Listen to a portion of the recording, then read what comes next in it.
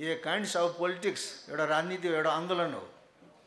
ढुङ्गा हान्ने मात्रै आन्दोलन होइन, विचारको प्रहारद्वारा विचारलाई भत्काउने।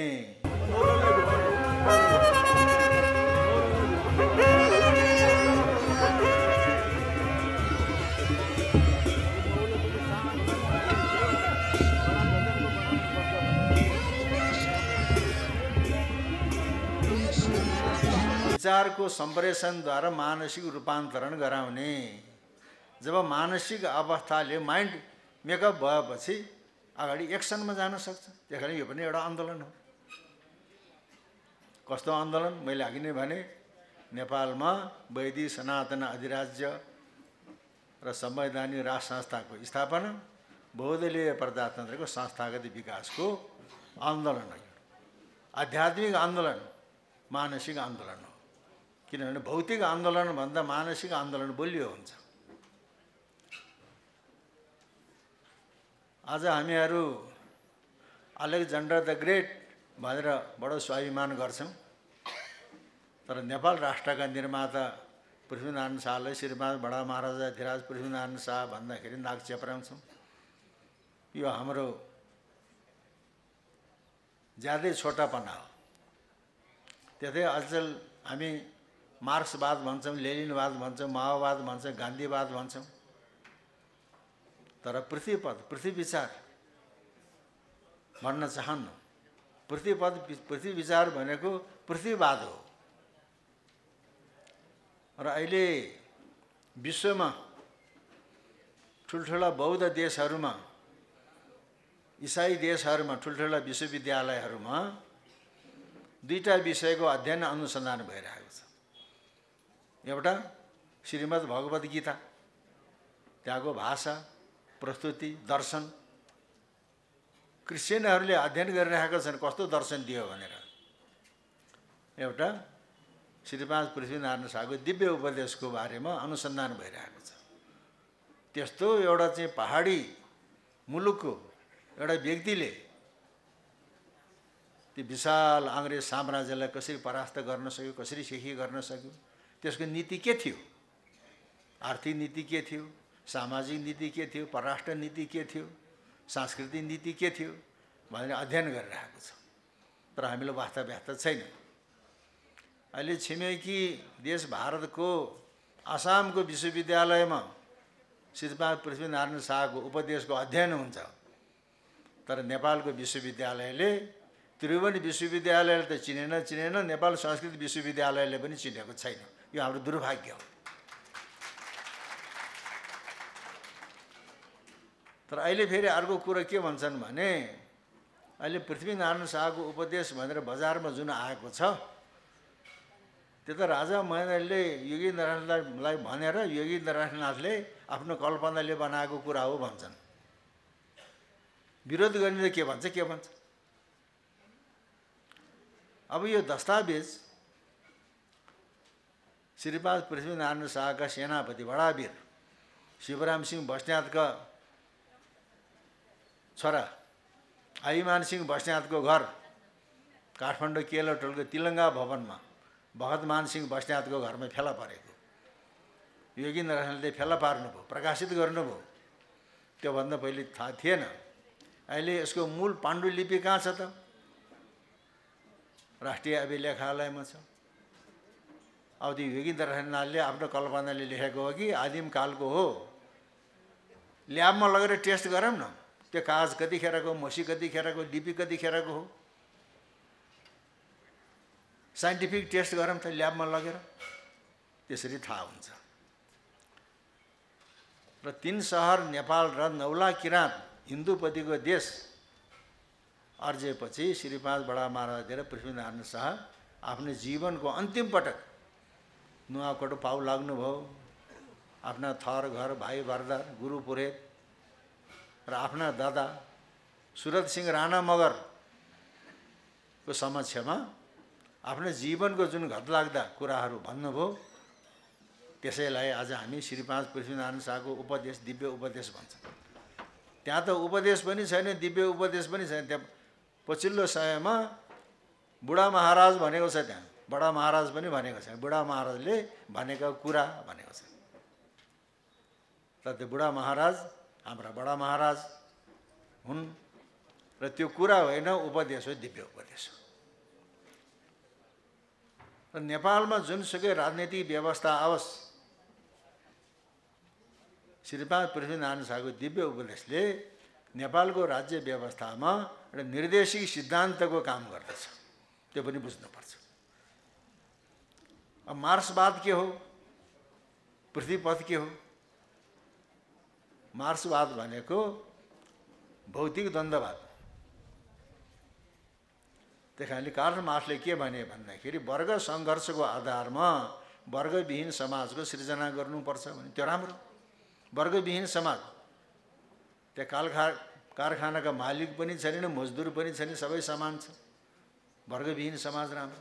तर वर्गविहीन समाजको सृजनाको लागि वर्ग सङ्घर्षै हुनुपर्छ त। वर्ग समन्वयबाट वर्गविहीन समाजको सृजना हुन सक्दैन। हामीले 2019 सालको नेपालको संविधान पढेका छौँ। निर्दलीय पञ्चायत व्यवस्थाको निर्देशिक सिद्धान्त के हो? ती निर्देशिक सिद्धान्तमध्ये महत्त्वपूर्ण सिद्धान्त वर्ग समन्वयको आधारमा वर्गविहीन समाजको सृजना गर्नु। उता वर्ग सङ्घर्षको आधारमा वर्गविहीन समाजको सृजना गर्नु भन्छ, द्वन्द्व हो। यता वर्ग समन्वयको आधारमा वर्ग शोषणरहित समाजको सृजना गर्नु। त्यो हो पृथ्वीपथ, पृथ्वी विचार, पृथ्वीवाद। र श्रीपाद पृथ्वीनारायण शाहले देश जोगाउनको लागि, राज्य जोगाउनको लागि राजालाई सचेत गराउने जिम्मा नागरिकलाई सुम्पेको छ। बुढा मरे भाका सरे भनी भन्छन्, तिमीहरू छेउ सुनाइ गया, तम्रा सन्तानलाई सुनाउनु, तम्रा सन्तानले हाम्रा सन्तानलाई सुनाउनु र यो राज्य थामी खानन् भनेको छ। राजालाई सतर्क गराउने, सचेत गराउने दायित्व जनताको, राज्य थाम्ने दायित्व राजाको। अहिले श्रीपाद ज्ञानेन्द्रलाई नेपालको राजा हुन मन छ कि छैन, त्यो उहाँ मौसुफ सरकार आफ्नो खुसी। तर अहिले नेपाली जनताले, हामीले नेपालमा राजाको महसुस गरेका छौँ। पृथ्वीपथ भनेको यो हो महाराज, नेपालको धर्म, संस्कृति, गौरव गार्थ, आदर्श, मर्यादा यो हो महाराज। राज्य थामी बक्सोस्, राज्य भड्खालोमा जान लाग्यो भनेर हामीले अब पृथ्वीपथको बारेमा चर्चा पर्चा गऱ्यौँ। तर श्रीपाद ज्ञानेन्द्रको नयाँ वर्षको सन्देशमा पृथ्वीपथको कुरा आएको हुनाले अहिले पनि जसले पनि पृथ्वीपथ पृथ्वीपथ पृथ्वीपथ। तर भरत बस्नेतजी पृथ्वी विचारको लागि समय पनि खर्च गर्नुभयो, धन पनि खर्च गर्नुभयो। मैले धन खर्च गर्न सकिनँ, तर पृथ्वीपथ भनेको, पृथ्वी विचार भनेको यो हो।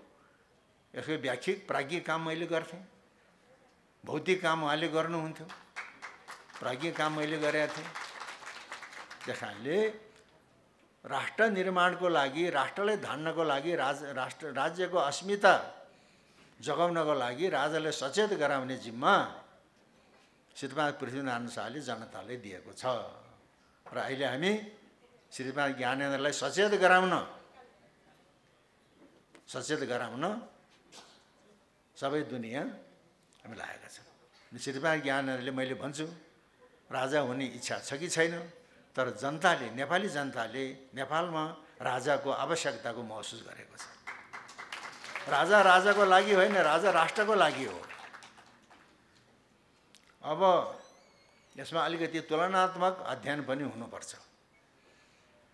अफिमले ढुनमुनिएको त्यो चीनलाई अहिले यो अवस्थामा कसले ल्यायो? माओ त्से-तुङले ल्याएको।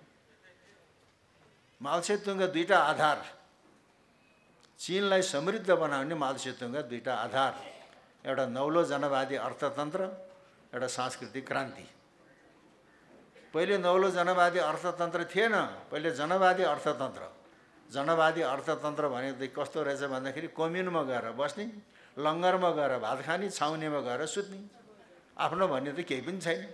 बडा निरस निरस जीवन भयो। अपनत्व भनेको केही पनि छैन, सम्पत्तिमाथि आफ्नो केही हकदारी छैन भनेपछि ओहो, जनवादी अर्थतन्त्रले त कम्युनिजमको संस्थागत विकास हुन सक्दैन, यो होइन रहेछ भनेर नौलो जनवादी अर्थतन्त्रको विकास गरे माओ त्से-तुङले। यसमा जनताको पनि के सम्पत्तिको हक अधिकार हुने। नौलो जनवादी अर्थतन्त्र के हो त भने आफ्नो देशमा विदेशी साहु महाजनहरूले व्यापार गर्न नपाउने, कल कारखाना खोल्न नपाउने र आफ्नो देशको धन विदेशमा लगेर लगानी गर्न नपाउने, आफ्नो देशको धन आफ्नै देशमा लगानी गरेर व्यापार उद्योग धन्दा चलाउने, उत्पादन बढाउने, उत्पादनको निकास गर्ने, त्यहाँबाट वैदेशिक धन आर्जन गर्ने। माओ त्से-तुङको नौलो जनवादी अर्थतन्त्र यही हो। त्योभन्दा 250 वर्ष अगाडि श्रीपाद पृथ्वीनारायण शाहको आर्थिक नीति के थियो त? देशका महाजनलाई गढपर्सा भन्दा माथि आउन नदिनु, देशका महाजन आयो भने मुलुक कङ्गाल गरी छाड्छन्, आफ्ना देशका जिनिस बुटी निकासी गर्नु, नगद खैँचनु। त्यही भएन त माओ त्से-तुङको नौलो जनवादी अर्थनीति भने पृथ्वीनारायण शाहको जुन आर्थिक नीति थियो त्यसका 250 वर्ष पछाडि माओ त्से-तुङले नौलो जनवादी अर्थनीति भनेर चीनमा लागू गरे। त्यस कारणले माओ त्से-तुङको प्रेरणाको स्रोत पृथ्वीनारायण शाहको चाहिँ दिव्य उपदेश हेरौँ, माओ त्से-तुङको क्रियाकलाप हेरौँ। अर्को सांस्कृतिक क्रान्ति। सांस्कृतिक क्रान्तिको नाममा माओ त्से-तुङले डाङ्गा र डुङ्गा पुराना चिजबिजहरू सबै भत्काइदिए, लथालिङ्ग बनाइदियो। तर अहिले चीन बिउजेको छ। पुराना कुराहरूलाई फाल्न हुँदो रहेछ भनेर आजभन्दा कति वर्ष अगाडि विश्व ओलम्पिकको आयोजना भयो थियो चीनमा। एउटा रङ्गशाला बनाए, रङ्गशालाको नाम चराको गुँड। त्यो चराको गुँडमा चिनिया सभ्यता र संस्कृतिको झलक त्यहाँ देखाएको छ। एकातिर खेल देखाएको छ, एकातिर झलक देखाएको छ। हामीले हाम्रो प्राचीन सभ्यता र संस्कृति मासेका छैनौँ है भनी देखायो। सांस्कृतिक क्रान्ति भनेको के हो भन्दाखेरि आफ्नो अभियानमा आफ्नै केही पुराना संस्कार संस्कृति र मान्यताले बाधा पार्छ भने त्यसलाई नमान्ने, त्यो सांस्कृतिक क्रान्ति। श्रीपाद पृथ्वीनारायण शाह सपनामा पनि लडाइँ गर्ने, उसले फुर्सदै छैन। आफ्नो छोरालाई हेरचाह गर्ने फुर्सदै भएन, रानीहरूसँग बसेर चाहिँ गफ गर्ने फुर्सदै छैन। गोर्खाका पण्डितहरूले मित छेराको व्यवहाराध्याय श्रवण गरिबस्नुपर्छ महाराज। आज पनि त्यही, भरे पनि त्यही, भोलि पनि त्यही, उहाँलाई फुर्सद छैन। पण्डितहरूले दिक्कै दिक्कै बनाएपछि ल हेरौँ न त कस्तो हुँदो रहेछ। मित छेराको व्यवहाराध्याय श्रवण गरिबस्यो भने शासन चलाउन पोख्त हुन्छ भने ल हेरौँ। गोर्खामा खोज्यो, गोर्खामा पुस्तक पाइएन, तनहुबाट ल्याए पुस्तक। हेर्दाखेरि त यसो गऱ्यो भने यो पाप लाग्छ, यसो गरे यो पाप लाग्छ, यो गरे यसो पाप लाग्छ भनेर। अनि श्रीपाद पृथ्वीनारायण शाहबाट के आज्ञा भयो भने शास्त्र पढेर शास्त्र बमोजिम काम गरेन भने पाप लाग्छ, शास्त्रै पढेन भने त्यहाँ के छ पाप लाग्दैन। मैले त गोत्र हत्या गर्नु छ, मित्र हत्या गर्नु छ, लडाइँ गर्नु छ, मान्छे मार्नु छ, म पढ्दिनँ यो शास्त्र।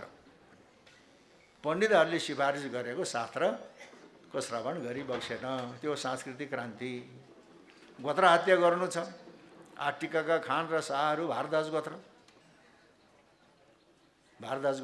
गोत्र हत्या गर्नुपर्छ भनेर काशीमा गइकन भारद्वाज गोत्र त्यागेर काश्यप गोत्र ग्रहण गरिबक्स्यो, त्यो सांस्कृतिक क्रान्ति।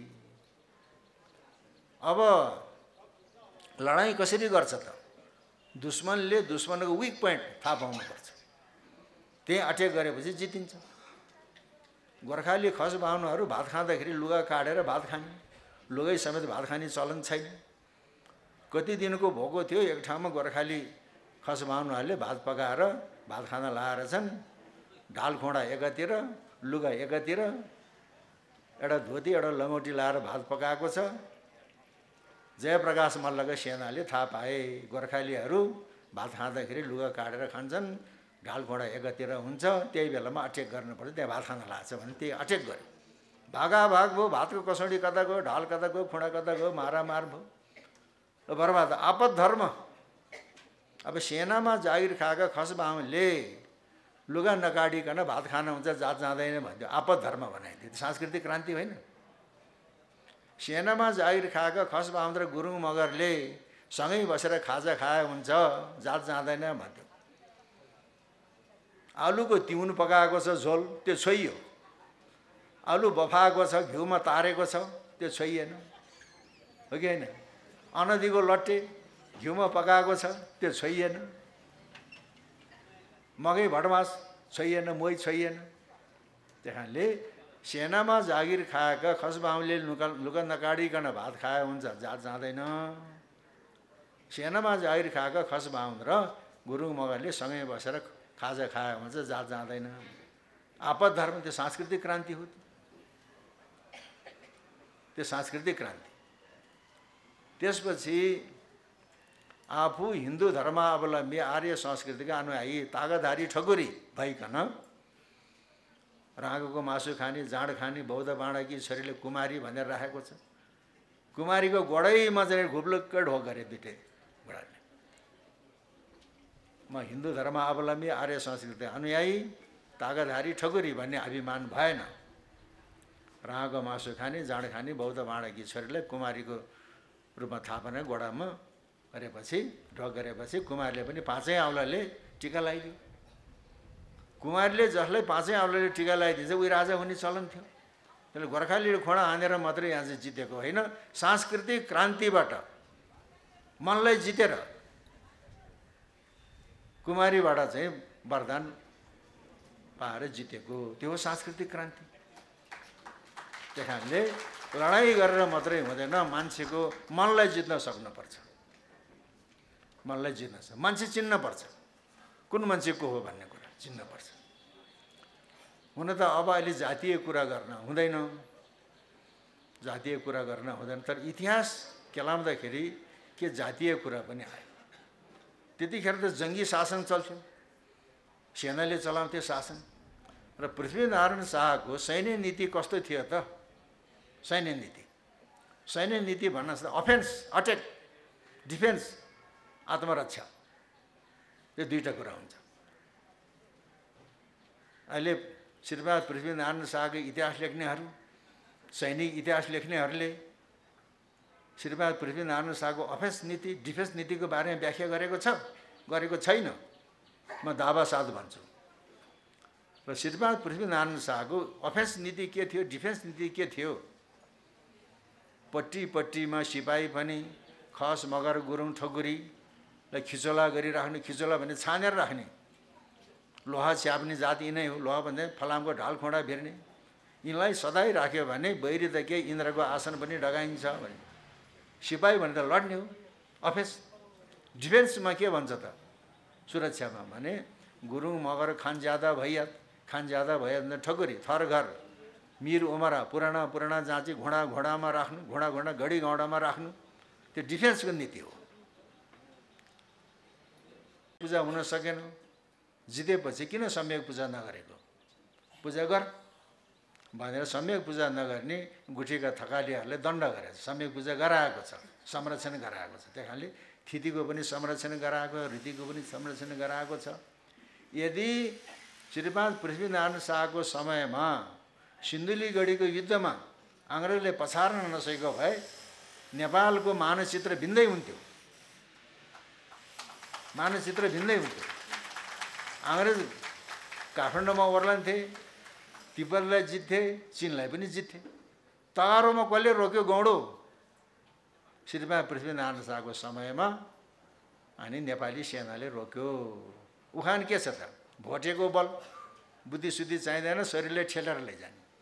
अङ्ग्रेजको कल भन्यो, कल झगडा भएन, मिसनरी पाठ पूर्जा। गोर्खालीको छल, गुरिल्ला युद्ध गर्ने, गुरिल्ला युद्धद्वारा हराइदियो। कुनै बेलामा चाहिँ नि बेलायतको अङ्ग्रेजी शासन, अङ्ग्रेजी साम्राज्यमा घाम अस्ताउँदैन थियो अरे। त्यसलाई विशाल अङ्ग्रेजी साम्राज्यलाई र डाँडाको चाहिँ त्यतिखेर काठमाडौँ जितिसकेकै थिएन। एउटा गोर्खाली सेनाले खुकुरीको भरमा अङ्ग्रेजले परास्त गरिदियो। त्यहाँदेखि माथि सातो गयो, किरै बैरी झारै बैरी भयो, यता च्याउनै सकेन, परास्त भयो। त्यही कारणले यो पृथ्वीनारायण शाहको नीति के, इन्टेलिजेन्स कस्तो हो? किन यसरी अनुशासित भए त्यसको बारेमा अध्ययन हुँदैछ पृथ्वीनारायण शाहको बारेमा, तर हामी वास्ता गर्दैनौँ। त्यस कारणले यदि हामी पृथ्वी पथको आधारमा टेकेर अगाडि बढ्ने हो भने यो हाम्रो रैथाने स्थिति हो। त्यसो भन्दा फेरि अहिलेको आधुनिकीकरणलाई पनि हामीले समावेश गर्नुपर्छ। तर मुख्य चुरो कुरो पृथ्वी पथलाई टेकेर हामीले आफ्नो आर्थिक नीति, सामाजिक नीति, सांस्कृतिक नीति, परराष्ट्र नीति र घाघरासको कुरा र जनमतको आधारमा शासन गर्नुपर्छ शासकले भनेको छ। दुनियाँ जसबाट खुसी छन् कझैँ त्यसैलाई दिनु भन्यो। पृथ्वीनारायण शाहको प्रिय पात्र त विराज बखेती। विराज बखेती भने कोही मगर हो भन्छ, कोही क्षेत्री हो भन्छ, तर उसको शाखा सन्तान होइन। यहाँ दहचौकतिर हामी बखेती हौँ, विराज बखेतीको सन्तान भनेर क्षेत्रीहरू मसँग ठोकिन आएको थिए, तर त्यसै चापेर आएन। पृथ्वीनारायण शाहको प्रिय पात्र विराज बखेती लमजुङसँग सन्धि गर्न गए चेपेघाटमा। यो कुराले लमजुङसँग सन्धि गर्नुपर्छ भनेर पृथ्वीनारायण शाहको मनमा थियो। कालु पाँडे राजाभन्दा अगाडि सर्व। किनभने आराएर पनि काम नगर्ने अधम, आराएर काम गर्ने मध्यम, आराउँदै नआराइकन राजाको जय कल्याणको लागि, राष्ट्रको कल्याणको लागि आफ्नो मनज्ञानले देखेर काम गरेर कार्य सिद्ध गर्छ, त्यो उत्तम। हामी उत्तम वर्गमा पर्नुपर्छ। राजाले आराएर मात्रै राजाको घरको खर्च खाएर मात्रै हामी क्रियाशील हुने होइन, हामी उत्तम वर्गमा लाग्नुपर्छ। मेरो मनमा जुन कुराले लमजुङसँग घाव बाँड्ने भनेको थिएँ, पृथ्वीनारायण शाह बोलेन भने कालु पाँडेले त्यो वाक्य बोलेर अनि घाव बाँध्यो। मलाई त खुसी बनायो। दुनियाँ जोसँग राजी छन् उसलाई कजाइदिनु भनेर चाहिँ के भन्छौ भन्दाखेरि कालु पाँडेलाई कजाइदियो भने हामी खुसी हुन्छौँ भने गोर्खा जनताले। गोर्खालीले त माने। 2224ले के भन्छ जनमत बुझ्दाखेरि कालु पाँडेलाई कजाइदियो भनेदेखि हामी बिचको चाहिँ नि सन्धि सम्झौता राम्रो होला भने। जनमतको आधारमा आफूलाई प्रिय लाग्ने व्यक्ति विराज बखेतीलाई कजाइ नदिकन कालु पाँडेलाई कजाइदिएको छ। जनमतको आधारमा शासन चल्नुपर्छ र आफ्नो प्रिय पात्रलाई शासन दियो भनेदेखि त्यो फेल खान्छ। त्यसैले पृथ्वी पथ भनेकै जनमतको आधारमा शासन गर्ने, जनताले जे चाहे त्यो कुरा गर्ने। किनभने त्यो नर भनेको जनता हो। त्यो जनता खुसी भयो भने नारायण हुन्छ, त्यो जनता रिसायो भने नरसिंह हुन्छ। त्यसैले मारिदिन्छ। त्यसैले नर नारायण जनता जनार्दन। राजाले जनइच्छा अनुसार शासन चलाउने, जनताले राजालाई मान्ने, अन्यन्याश्री सम्बन्ध। पृथ्वी पथ भनेकै त्यही हो। त्यसैले पृथ्वीनारायण शाहको दिव्य उपदेशमा जुन कुराहरू उल्लेख भएका छन् र पृथ्वीनारायण शाहको चरित्रबाट हामीले सिकेर अनि नेपाललाई सुसङ्गठित बनाउनुपर्छ। र अब अहिलेको कुरो मैले अघि भने जातीय कुरा गर्न हुँदैन भनेको थिएँ, तर प्रकारान्तरले जातीय कुरा पनि गर्नुपर्छ। जस्तो अहिले नेपालमा दल भनेको कुरो, राजनीति भनेको कुरो गौण हो। त्यो सबभन्दा ठुलो कुरो यहाँका विभिन्न समुदायका बिचको समन्वय र सन्तुलन। समन्वय मात्रै भएर भने सन्तुलन चाहियो। अहिले नेपाली संस्कृति कचपचिएको छ, नेपाली समाज भाँडिएको छ, नेपाली राष्ट्रियता बिथोलिएको छ, नेपाल राष्ट्र विखण्डनको दिशातिर धकेलिएको छ। त्यस कारणले समुदायको बिचमा समन्वय र सन्तुलन ल्याउने विवेकको दायित्व राजाको। त्यस कारणले यो उँधो अधोगतिमा गएको चाहिँ नै नेपाललाई फेरि समृद्ध बनाउन जनताले राजाको महसुस गरेका छ। र अघि हिरण्याक्ष नाम गरेका दैत्यको अन्याय अत्याचारले धरती माता रसातल पातलमा पातलिन्। रसातलमा पातलिएको चाहिँ धरती मातालाई उद्धार गर्न वैकुण्ठ धामको भगवान विष्णुले सुँगुर हुनु पर्यो। बराह भनेको सुँगुरको एउटा प्रजाति हो भने देशको उद्धारको लागि राजाले निम्न कोटिको काम पनि गर्न सक्नुपर्छ। त्यो वैकुण्ठ धामको भगवान किन सुँगुर हुनु पर्यो? उद्धार गर्नुको। उद्धार गरेपछि सधैँ सुँगुरै भएर बस्ने त? त्यो बराह रूप कहाँ त्याग्नुभयो? भारतमा त्याग्नुभयो कि चीनमा त्याग्नुभयो? नेपालको कौशिकी कोका तीर्थमा बराह रूप त्यागेर दिव्य स्वरूप धारण गरेर वैकुण्ठ पधार्नुभयो। त्यस कारणले राजा भइकन राष्ट्रको लागि जनताको लागि निम्न स्तरमा पनि ओर्लन सक्नुपर्छ। सूर्यलो जाने बाँसेको लिङ्गो भुइँ छोयो टुप्पाले अनि बल्ल ठुलो हुन पाइन्छ। त्यस कारणले अब हामीले नरनारायण जनता जनार्दन, नरनारायण र जनता जनार्दनको समन्वय नै पृथ्वीपथ हो। यसको बारेमा त जति बखाने पनि हुन्छ, तर अब यहाँ कतिपय अब ज्येष्ठ नागरिकहरू पनि हुनुहुन्छ।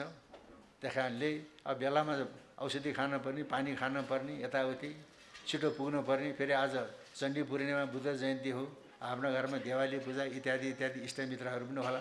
त्यस कारणले अब यस्ता यस्ता कुराहरू पनि हामी गर्दै जाउँला।